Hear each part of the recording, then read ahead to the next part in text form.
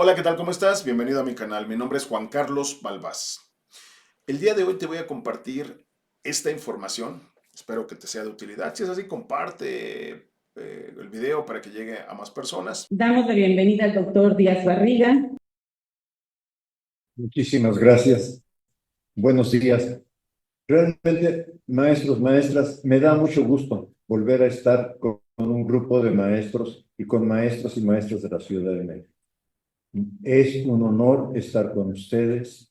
Me da mucho gusto estar en este auditorio emblemático de la Benemérita Escuela Nacional de Maestros, porque finalmente refleja la historia de la formación docente en este país, cosa que no debemos olvidar. Transformar el trabajo en los consejos técnicos. Estamos de alguna manera, desde que se formuló el plan de estudios para la educación preescolar, primaria y secundaria, con el tema de transformar. Transformar es realizar las actividades de otra manera. Y eso es un poco lo que estamos buscando en esas acciones y es también lo que busqué ilustrar en la presentación, que ya le pedí al doctor Mario que se le pueda distribuir a todos ustedes para que no tengan ahorita que estar tomando nota. Eso es un poco lo que me preocupa. Retos de la transformación. Estoy colocando aquí un libro de Maurice Tardy, Los saberes docentes, porque a mí me parece que por lo menos capítulo 1 y 2 tendrían que ser capítulos que acompañaran el trabajo que ustedes desempeñan. ¿Por qué? Porque en este libro el autor, entre otras cosas, plantea el concepto de autonomía profesional. En México históricamente se ha concebido al docente como un trabajo técnico. Esto es, a usted le toca aplicar lo que nosotros los sabios desde el estudio podemos formular. Y entonces, nosotros los sabios le podemos decir, ya cuando pasamos a consejo técnico escolar, primeros 10 minutos, primeros 15 minutos, estas son las preguntas, estos son los insumos, estos son los productos que estamos esperando. O sea, estamos convirtiendo el trabajo nada más como si fuera una fábrica que tiene producción en línea. Lo que tenemos al final que presentar del Consejo Técnico es cuál es la propuesta de mejoramiento de la escuela, cuál es el proyecto escolar. ¿Qué no dejamos pensar? No dejamos pensar para qué se crearon los consejos técnicos. ¿Por qué los maestros lucharon por un consejo técnico escolar? ¿Por qué lucharon? Y es un poco dar el espacio para analizar la problemática, sobre todo la problemática pedagógica que tiene la escuela. Por supuesto que también tiene otros problemas que tienen que ver con infraestructura, etcétera. Pero fundamentalmente, ¿cuál es la problemática de lo pedagógico, de lo didáctico, del contexto? Entonces, ¿qué implica la autonomía profesional? Y esta última parte me parece, colegas, fundamental, fundamental, que reconozcamos al docente, que nos reconozcamos nosotros, no solamente que nos reconozcamos, que empecemos a asumirnos como profesionales de la formación y del aprendizaje. ¿Y por qué somos profesionales? Porque según este autor, poseemos 5 tipos de saberes. Saberes profesionales, que por eso somos docentes, o sea, estudiamos psicología educativa, estudiamos sociología de la educación, estudiamos organización escolar, o sea, pero además estudiamos pedagogía y didáctica, ¿sí? Saberes disciplinarios, en algunos casos, sobre todo en escuelas, en todo el sistema educativo. Se requiere que sepamos matemáticas, biología, etcétera, aunque no los vamos a trabajar ahora como disciplinas, pero se requiere que tengamos esa capacidad ahora de integrarlos en un problema. Es invertir la educación. Antes pensábamos en el contenido y cómo se distribuía. Ahora tenemos que pensar en el problema, cómo de ahí derivamos un proyecto y cómo lo integramos de saberes de los campos formativos. Y ojo, no digo de un campo formativo, digo de los campos formativos. Entiendo que en la secundaria es de el campo formativo del grupo de docentes. A veces me dicen, es que los docentes no se pueden reunir. Y yo lo que digo es, a ver, ¿cuántos WhatsApp de grupo tenemos cada uno de nosotros? ¿Cuántos WhatsApp tenemos en nuestra contacto personal de amigos, pero también de algunas otras actividades que nos interesaron profundizar?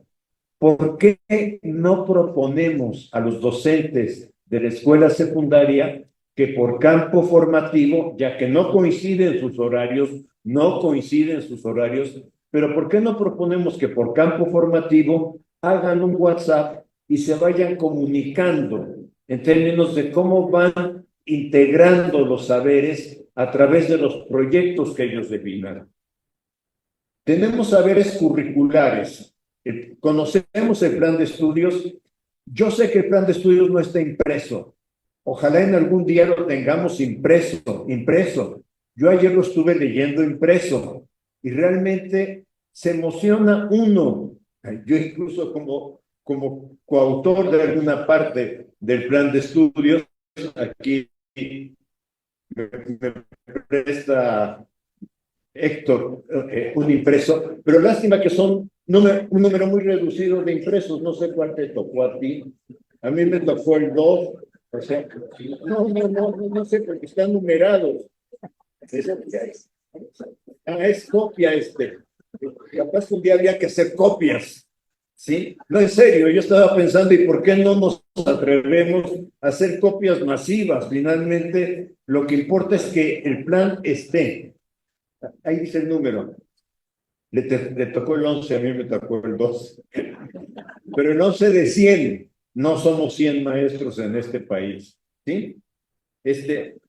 Saberes pedagógicos didácticos. Ojo, yo insisto mucho en eso, involucro mucho eso, lo pedagógico didáctico, porque es lo sustantivo de esta escuela, en primer lugar.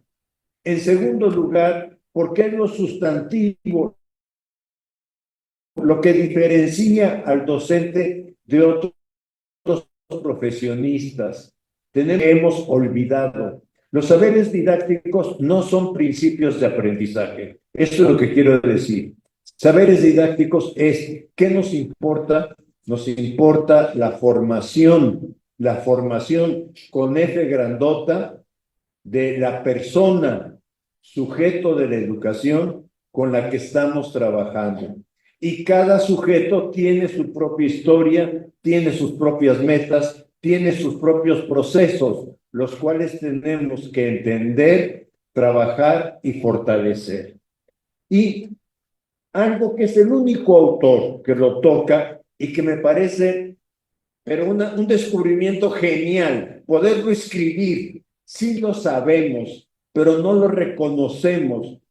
¿Qué otra cosa tenemos los docentes? Tenemos saberes experienciales. Nos hemos enfrentado, como todo profesionista, a su realidad profesional. A veces nos ha ido bien, a veces nos ha ido mal, pero de esos saberes experienciales, de esas experiencias, yo aprendo para seguir trabajando. Y colegas, ustedes como supervisores, como directores, aprenden también de estas cuestiones que de repente no funcionan bien y entonces uno se queda pensando, ¿y ahora cómo le puedo hacer? ¿Qué tengo que hacer para el siguiente? Y esto es un poco lo que quisiéramos también que asumieran. ¿Cómo pueden ayudar a los consejos técnicos escolares a transformarse? ¿Qué acciones tenemos que hacer? Yo diría una primera sería comportarnos como personas, comportarnos como seres humanos, comportarnos con la capacidad de establecer empatía con el otro. No somos los mandamases, para decirlo en una palabra que es muy mexicana, no somos los mandamases, somos los que tenemos que promover que el otro se exprese.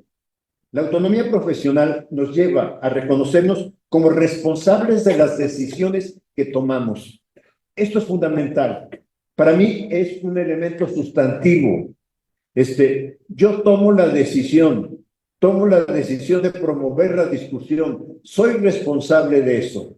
Yo soy responsable de cada una de las decisiones que tomo en el ámbito escolar. Pero no responsabilidad en términos de autoritarismo o de autoridad, sino responsabilidad en términos que la didáctica está trabajando en este momento con mucho énfasis de crear condiciones. Esto es, si el Consejo Técnico no logró hacer la discusión, lo que yo me tengo que preguntar es ¿por qué? ¿Qué pasó en la manera como se establecieron las formas de trabajo que no lo posibilitó, que no lo permitió?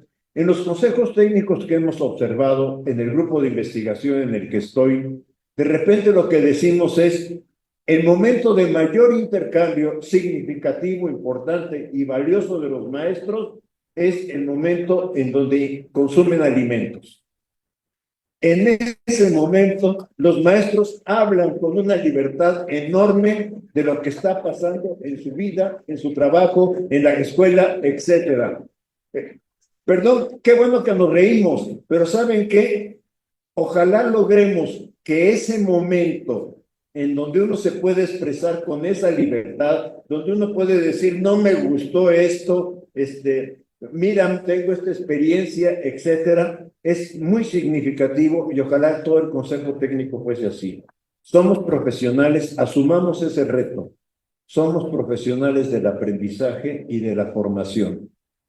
Somos responsables de eso y tenemos amplia capacidad de analizar, interpretar y realizar ajustes que requiere el proyecto curricular y traducirlo en el marco de nuestra experiencia.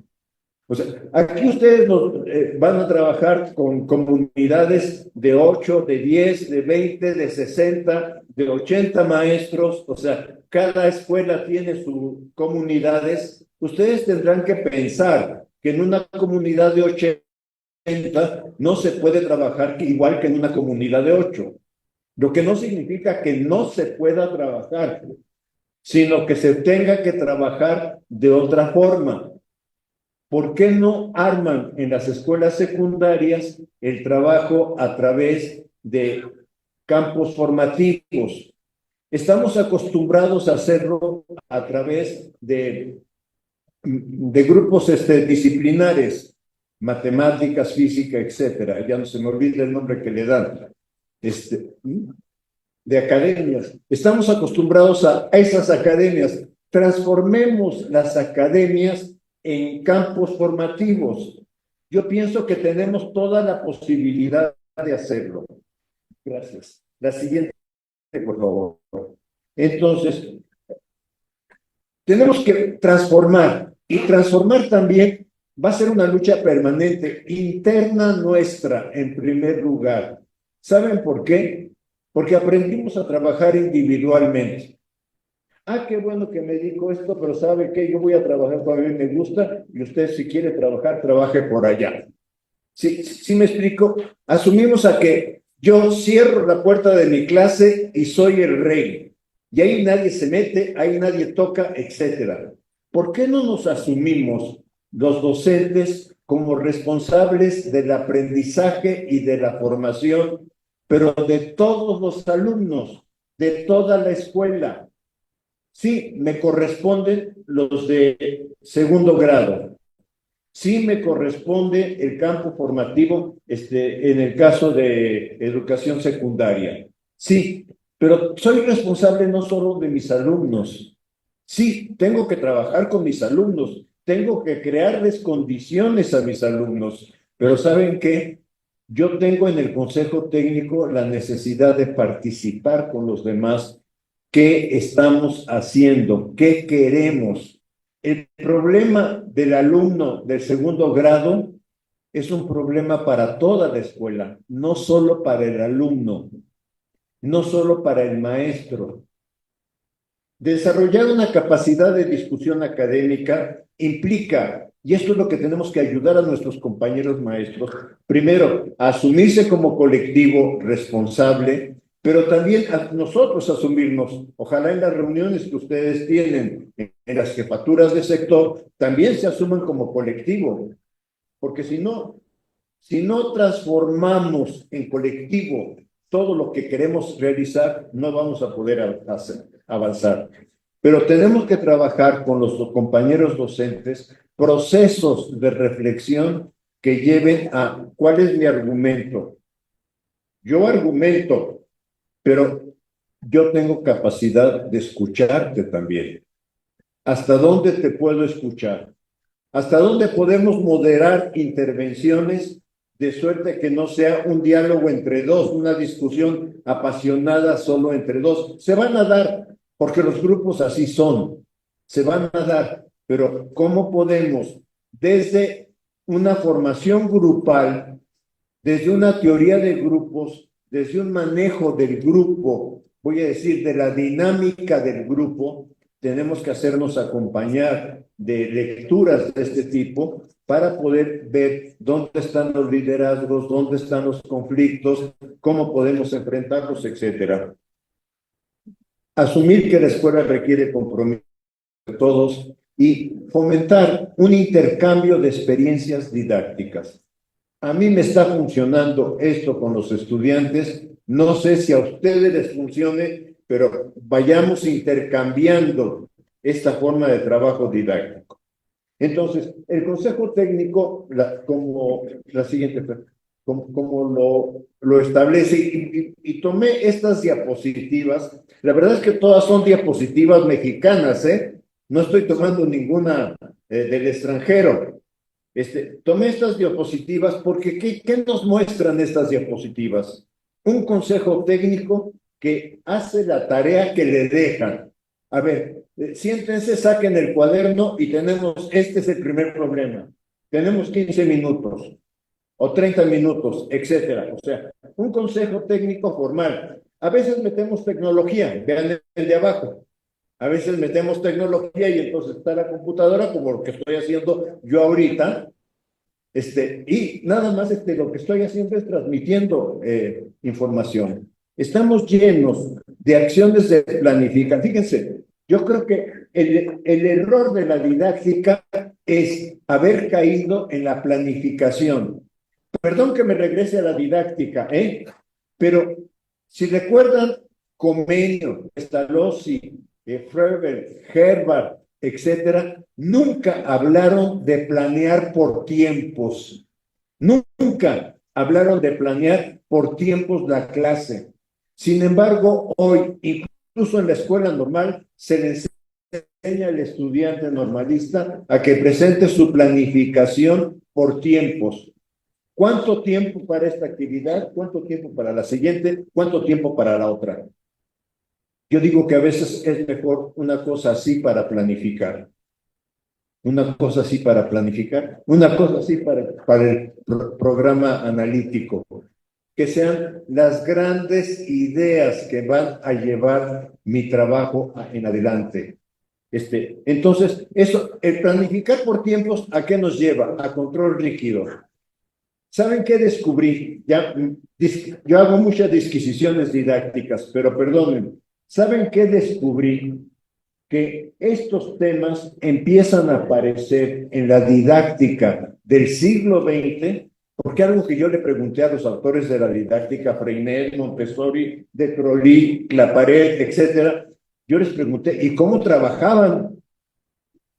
¿Y cómo trabajaban? ¿Y saben qué? Trabajaban pensando en la educación, pensando en cómo poder desarrollar condiciones de aprendizaje en los alumnos. No hacían planeaciones como las que solicitamos.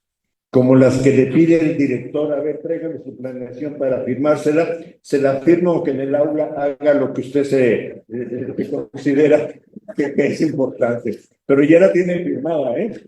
O sea, y yo pienso que son cosas que tenemos que modificar. A veces pensamos, es que si no planifica, no va a realizar el trabajo. Bueno, cambiemos nuestra noción de planificación, que es pensar la orientación que vamos a trabajar con los estudiantes e irla reformulando permanentemente.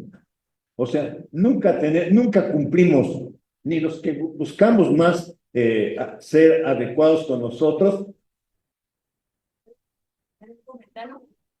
Ahorita que hizo usted referencia al convenio, su forma de trabajar era muy bonita, inclusive sacaba a los estudiantes a la naturaleza, inclusive debajo de los árboles, juntaban las hojitas y no tomaban el tiempo, y trabajaban los alumnos, precisamente como usted lo menciona, no tomaban el tiempo, trabajaban en el sol, juntaban hojitas, la tierra, y estaban con la naturaleza y no planeaban, y era el aprendizaje con la naturaleza, con la luz, se daban cuenta con el sol, cuando el sol estaba.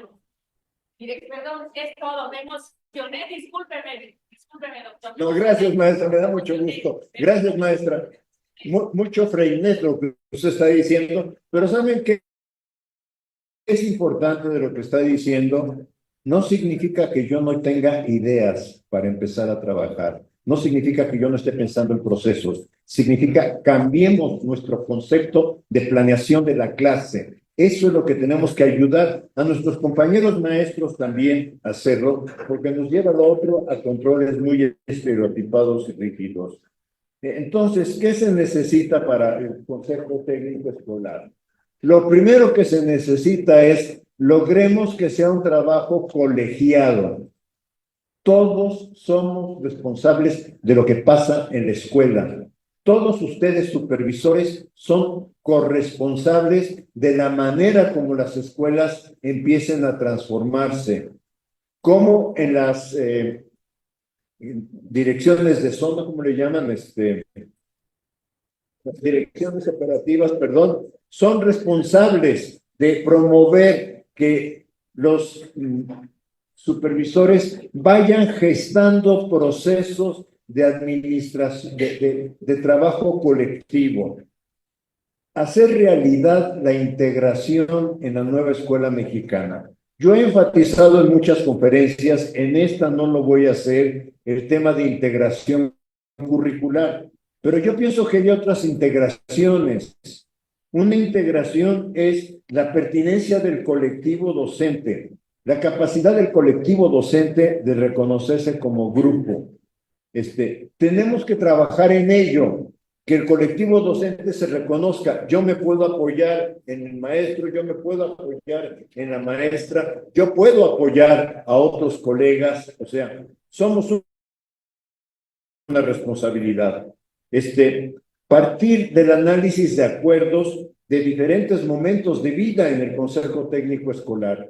Ningún grupo humano, piensen en el grupo familiar, el grupo familiar permanentemente va teniendo ajustes, va teniendo diferentes formas de trabajar. Ningún grupo, piensen en los grupos que tuvimos como amigos cuando estudiábamos, nuestros grupos permanentemente iban asumiendo diversas actividades. Ningún grupo humano es así un grupo como tenemos pensado los consejos técnicos escolares o el trabajo con los estudiantes, muy ordenadito, tú te sientas primero, tú hablas primero, tú después, etcétera. ¿Sí?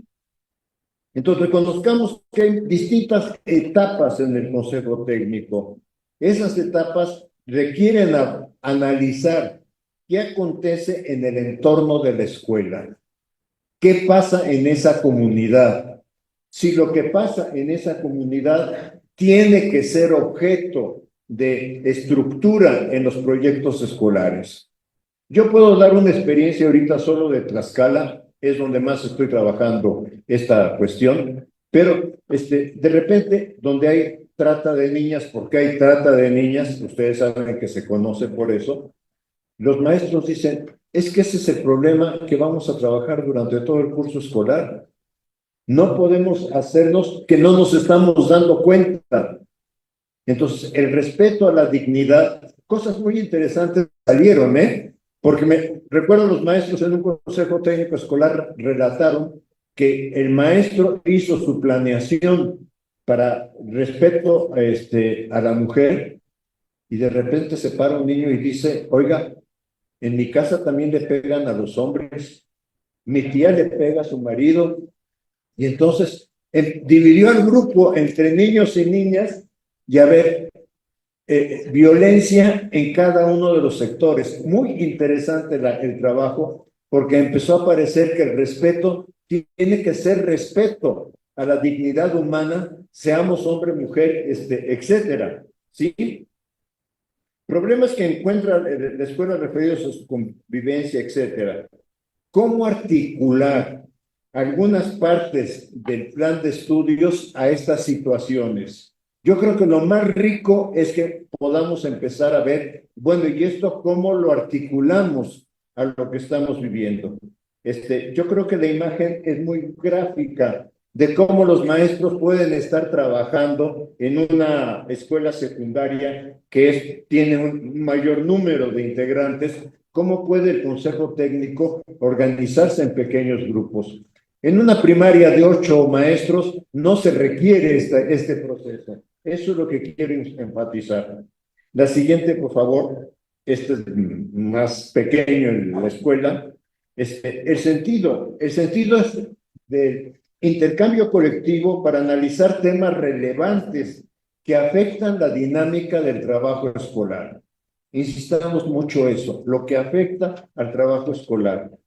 Y avanzar en la tarea de codiseño curricular para que se traduzca en un programa analítico. Ya lo decía ahorita el maestro, no es un documento, son notas que permitan reorientar lo que el programa sintético establece. La siguiente. Está tomado esto de didáctica y currículum. No voy a leerlo, pero lo que dice es la propuesta de contenidos la hace la autoridad para el sistema educativo. O sea, esa propuesta ya está hecha. Pasamos a la siguiente. Programa analítico. Aquí sí me interesa leer un pedacito. Programa de la institución o de la academia de maestros. Cuando fue escrito solo pensé en academia de maestros. Hoy sería del colectivo escolar. Es el instrumento que orienta,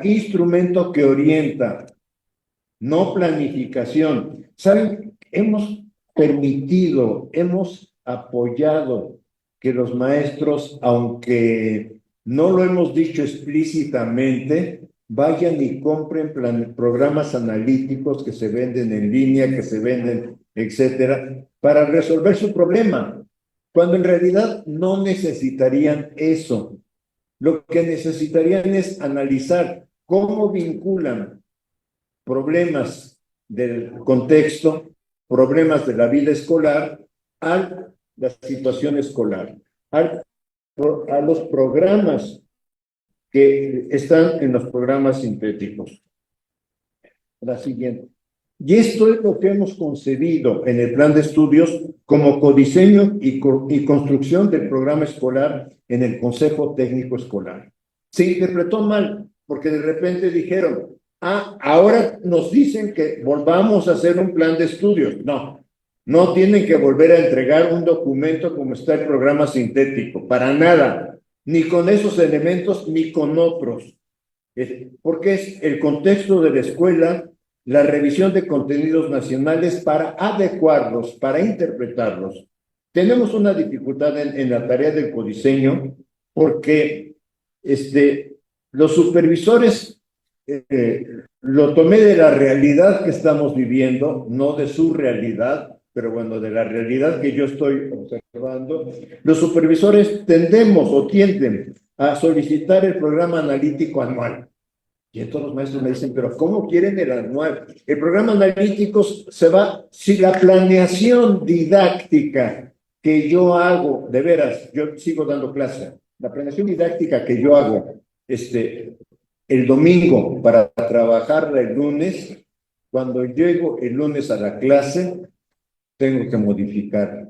Siempre la modifico. O sea, estaría reprobado en planeación didáctica, porque siempre modifico. ¿Pero por qué modifico? Porque el contexto, la dinámica que se da en el grupo escolar no es la que yo había concebido. ¿Sí? Entonces, ayudemos al maestro a entender que esto se va interpretando y readecuando, y que no puede ser anual, tiene que ser mucha más corta.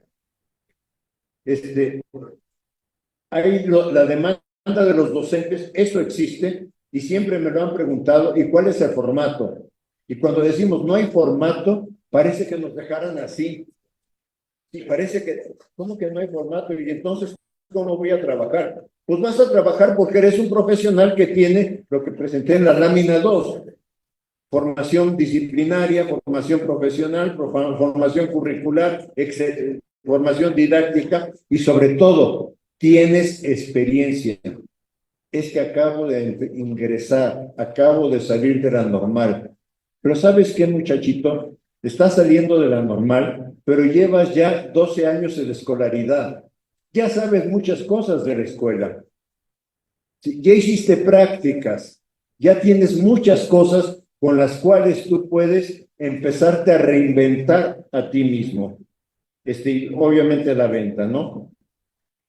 La dificultad de analizar el contexto para adecuarlo y interpretarlo.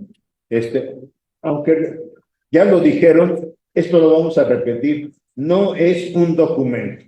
El programa analítico no es un documento. La siguiente, por favor. Rasgos del codiseño. ¿Por qué codiseño curricular? Porque partimos de la noción de que el currículo es un proyecto político. Esto es un tema freiriano, es un tema muy claro en la didáctica argentina. Es toda acción educativa, la que hacemos ahorita, la que se hacía hace 20 años, era una acción con una intencionalidad de formar a una ciudadanía. Hoy, ¿qué ciudadanía queremos? Una ciudadanía participativa, una ciudadanía responsable, que asuma que no es la autoridad la que hace al país, que todos contribuimos al país que queremos hacer. Entonces, el proyecto curricular siempre, y la acción educativa siempre es una acción política. Tenemos un fin. Asume una lógica curricular de tensiones entre lo nacional y lo local. O sea, esa tensión permanentemente la vamos a tener, pero adecuando a las condiciones de la escuela, adecuando eso local y a veces global, cómo lo vamos articulando a lo que pasa en la escuela. La necesidad de una visión que democratice el currículo vía la deliberación. Siempre nos quejamos. Es que la autoridad educativa dijo y ya, fue palabra sagrada. Ahora la autoridad educativa dice, porque la Constitución establece que tiene que establecer un plan de estudios, pero el colectivo docente lo interpreta. Y lo interpreta en esto que Schwab denominó deliberación del currículo. O sea, discusión entre nosotros, análisis, interpretación. Y otro elemento que me parece fundamental en este plan de estudios es que pensamos en un currículo vivo. O sea, un currículo que permanentemente está en procesos de actualización. Doy segundo de primaria. Ya hice mi programa analítico en el curso 2023-2024. ¿Me sirve para el 24-25? No. ¿Qué es lo que me sirve? La experiencia. La experiencia es la que me sirve para ver en otro contexto, en una evolución, en otro tipo de grupo, cómo voy a ir haciendo mis adecuaciones. Entonces, para terminar, La tarea del colectivo docente, ¿cuáles son? Es elaborar ese proyecto, pero ojo, un proyecto para la escuela, un proyecto general, no el programa de mejoramiento que nos estaban, o sea, no vayan a decir, proyecto es el programa de mejoramiento, no. Un proyecto en donde cada escuela pueda decir lo que más nos interesa, lo que tenemos que resolver, donde nos tenemos que vincular, son estos problemas. Y desde ahí, ¿cómo vamos armando? ¿Y cómo vamos definiendo un trabajo pedagógico didáctico? Perdón que yo insista en lo didáctico, pero miren, empecé a dar clases de didáctica en las escuelas normales en 1972, como que ya tengo, ya me puesto un poquito, en el tema, y bueno, y siempre digo que el dar clase es una forma en que los docentes aprendemos didáctica también. ¿Por qué? Porque aprendemos de lo que hacemos con los alumnos.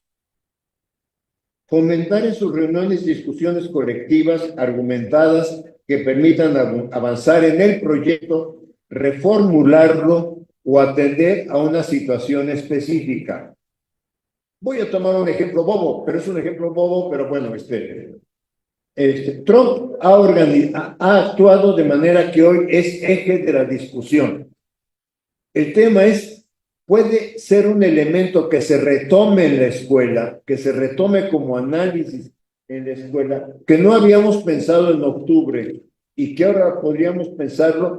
Yo no estoy diciendo que lo hagamos, no estoy diciendo que lo hagamos. Podemos hacerlo o no, porque puede ser que en la escuela haya otro problema mucho más relevante, mucho más significativo, que me haga ir adecuando también el proyecto escolar.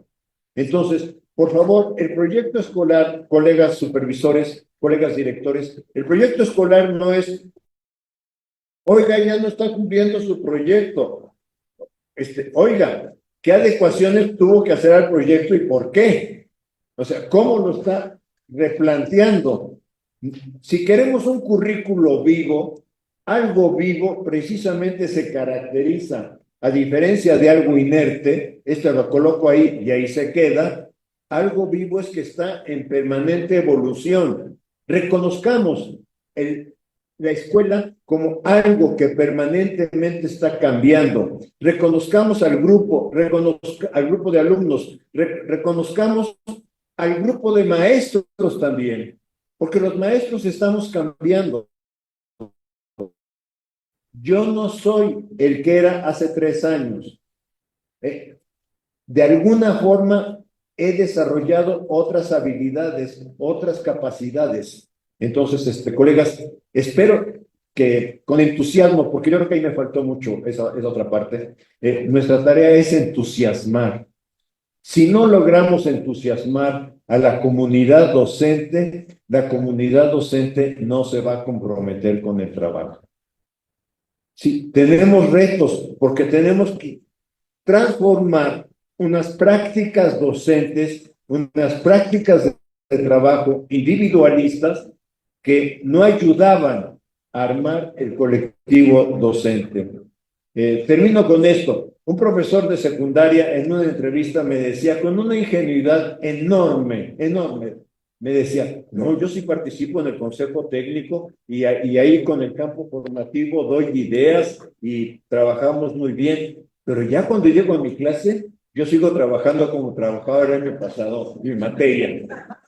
O sea, no es fácil ayudar a transformar a las personas, pero nadie se transforma si no se da cuenta que se quiere transformar. Por eso el entusiasmo, porque si no logramos entusiasmar en este proceso de transformación, en este proceso de currículum vivo, en este proceso de compromiso con el proyecto escolar, no vamos a poder avanzar. Mil gracias por estar aquí. De verdad, mucho gusto.